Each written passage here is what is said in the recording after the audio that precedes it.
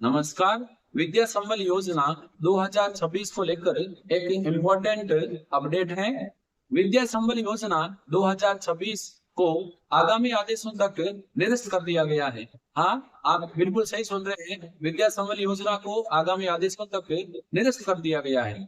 सवाल ये बड़ा खड़ा होता है कि पहले बहुत जल्दी विद्या संबल योजना का नोटिफिकेशन जिला स्तर पर जारी हुआ और बहुत कम समय दिया गया कि 2 दिन के अंदर ही आपको फॉर्म सबमिट करने हैं। और उसके बाद जितना जल्दी नोटिफिकेशन जारी हुआ है उतना ही जल्दी निरस्ती का आदेश भी आ गया है, यानी आगामी आदेशों तक इस योजना को निरस्त कर दिया गया है। अब जिला लेवल पर वापस कब नोटिफिकेशन आएगा, कब आपसे फॉर्म भरे जाएंगे, इसके लिए जैसे ही अपडेट मिलेगा मैं आपको मेरे YouTube चैनल पर अपडेट दे दूंगा। लेकिन एक युवाओं के सामने, जो बेरोजगार है, उनके सामने एक विकल्प था कि बिना किसी एग्जाम के लगभग ऑल ओवर राजस्थान में 76,000 पोस्टें खाली थी और बिना किसी एग्जाम की सीधी भर्ती एक गेस्ट फैकल्टी के रूप में ली जा रही थी।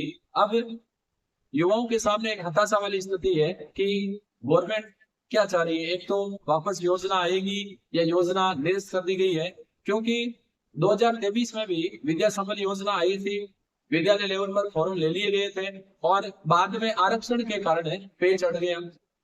हाईकोर्ट में स्टे ले लिया गया और कहा गया कि इस योजना में आरक्षण का लाभ दिया जाना चाहिए, जिसके कारण वो योजना आगे नहीं बढ़ पाई और वह कैंसिल हो गई। अब 2026 में गवर्नमेंट वापस, क्योंकि गवर्नमेंट स्कूलों में बड़े लेवल पर पद खाली है, नई वैकेंसी आएगी और उसके बाद एग्जाम होंगे, फिर काउंसलिंग के जरिए पोस्टें भरी जाएगी, तब तक विद्यालयों में बड़े लेवल पर शिक्षा की कमी हो रही है, क्योंकि कई पोस्टें खाली है। तो खाली पोस्टों को भरने के लिए जब तक नई भर्ती नहीं आ जाए तब तक राजस्थान गवर्नमेंट ने एक अच्छा पहल किया है कि गेस्ट फैकल्टी के रूप में अभ्यर्थियों की भर्ती की जाए और जब तक संबंधित विषय का काउंसलिंग के बाद में नया टीचर नहीं आ जाता तब तक गेस्ट फैकल्टी वाले शिक्षक ही उस विषय को पढ़ाएंगे। लेकिन ये निरस्ती का आदेश जरूर हताश करने वाला है। अब निरस्ती के पीछे एक कारण ये भी हो सकता है कि कई जिलों के डीईओ ने स्पष्ट रूप से आदेश जारी नहीं किए हैं, यानी उन्होंने ये नहीं बताया कि 10th का क्या परसेंटेज रहेगा, 12th का क्या रहेगा, ग्रेजुएशन का क्या रहेगा, पीजी का क्या रहेगा, बीएड का क्या रहेगा। हालांकि कई जिलों के डीईओ ने ये परसेंटेज निकाला है, क्योंकि जब सिलेक्शन होगा तो सिलेक्शन किस बेस पर होगा, उसमें कौन से नियमों को ध्यान में रखते हुए टॉप 3 का सिलेक्शन होगा, अभी तक इसका स्पष्ट आदेश जारी नहीं हुआ था। तो एक कारण ये भी हो सकता है कि उन्हें कुछ ही समय बाद, 2-3 दिन बाद में स्पष्ट आदेश जारी किए जाएंगे।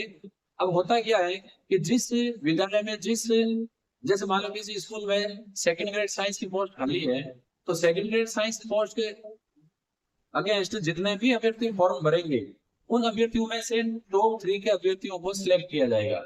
टॉप 3 के अभ्यर्थी सिलेक्ट होने के बाद उन टॉप 3 अभ्यर्थियों का फॉर्म सीबीओ लेवल पर जाएगा और सीबीओ पूरे ब्लॉक के फॉर्म को कलेक्ट करके डीओ पर भेजेगी। अब सवाल ये था कि जब अभ्यर्थियों का सिलेक्शन किया जाएगा, मेरिट बनाई जाएगी, तो उसमें किस आधार पर मेरिट बनाई जाएगी, क्योंकि हर एक एग्जाम लेवल का वेटेज होना चाहिए कि 10th का वेटेज क्या रहेगा, 12th का क्या रहेगा, ग्रेजुएशन का क्या रहेगा, इसके अलावा बीएड या पीजी का क्या रहेगा। ये स्पष्ट रूप से कई डीओ ने जारी नहीं किया था। तो एक कारण ये भी हो सकता है कि इसकी वजह से, क्योंकि स्पष्ट आदेश नहीं आए थे, तो इसकी वजह से आदेश निरस्त कर दिए गए हैं और कुछ ही दिनों के बाद वापस आदेश आ जाएंगे। और भी कुछ कारण हो सकता है, कोई प्रशासनिक कारण भी हो सकता है, लेकिन कारण जो भी हो, फिलहाल विद्या संबल योजना को आगामी आदेश तक स्थगित किया गया है। इसीलिए यदि आप इसके लिए इंटरेस्टेड थे कि मुझे पास वाले विद्यालय में एक पोस्ट के लिए फॉर्म अप्लाई करना था, तो आपको भी ढूंढना है। हाँ, डॉक्यूमेंट आप जरूर तैयार कर सकते हैं, लेकिन जैसे ही वापस नए आदेश जारी होते हैं, आदेश जारी होते ही आपको न्यूज मेरे यूट्यूब चैनल पर मिल जाएगी। हताश होने की आवश्यकता नहीं है, आप अपने प्रिपरेशन को जारी रखें। मैं सुशील कुमार जांगीड़ आपको फिर मिलूंगा ऐसे ही और इम्पोर्टेंट वीडियोस के साथ। वीडियो को लाइक और शेयर करना ना भूलें और यदि अभी तक आपने मेरे यूट्यूब चैनल को सब्सक्राइब नहीं किया है तो ऐसे ही और वीडियोस प्राप्त करने के लिए आप तुरंत सब्सक्राइब वाला बटन दबाएं। धन्यवाद।